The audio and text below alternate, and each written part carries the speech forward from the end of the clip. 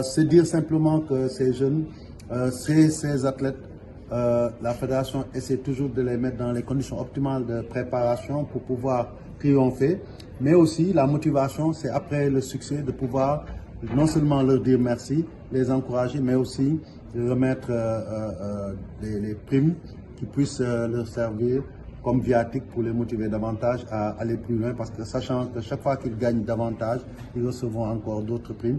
Et c'est important que nous puissions le faire avec l'État et pour l'État, parce que nous sommes des membres de l'État, nous sommes délégateurs de pouvoir, et c'est dans ce cadre-là que nous l'avons fait. Le fait marquant aussi de cette cérémonie, on l'a vu, et cela nous impressionne tous, c'est la valeur éducative que la fédération donne maintenant à la formation de nos jeunes.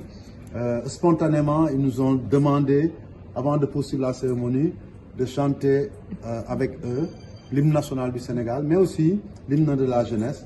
Et tout le monde dans la salle, en chœur, a entonné l'hymne national et l'hymne de la jeunesse sur leur initiative des U17. C'est formidable.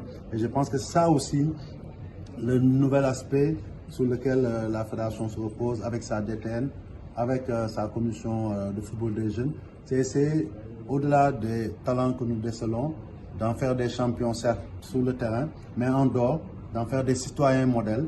Je pense que, quelque part, le sport, et particulièrement le football, doit être une école de vie où on apprend, et une école de citoyenneté. Et je pense que c'est ça qui a marqué cette cérémonie.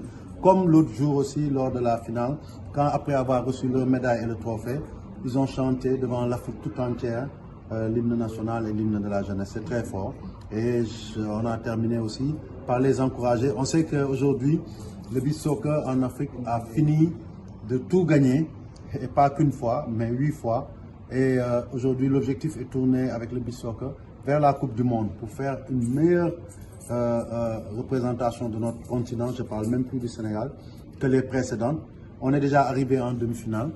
Et en tout cas, l'idéal est la volonté forte de tous, c'est d'aller plus loin, arriver en finale et pourquoi pas, si l'opportunité se présente, essayer de gagner le trophée. Nous ne nous fixons pas de limites, nous restons humbles mais ambitieux pour notre pays. Quand on croit en son pays, quand on croit en son football, on ne doit pas se fixer de plafond de verre.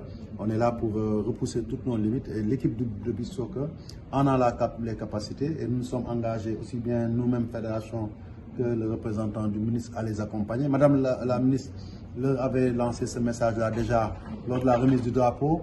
Elle était présente à l'aéroport pour les accueillir tôt le matin, à 6 h du matin, quand ils sont arrivés avec le trophée. Et on le sait aussi, le président Bassirou Diomaye Faye a eu à leur transmettre un message fort, aussi bien à l'équipe de beach soccer quand elle a gagné le trophée continental, qu'à l'équipe U17 quand ils ont battu de haute lutte le Mali ici il y a quelques jours. Et donc je pense que tous ensemble, au nom du Manko ou du Ndamli, nous aurons d'autres succès à glaner pour le bonheur et la fierté de tous les Sénégalais.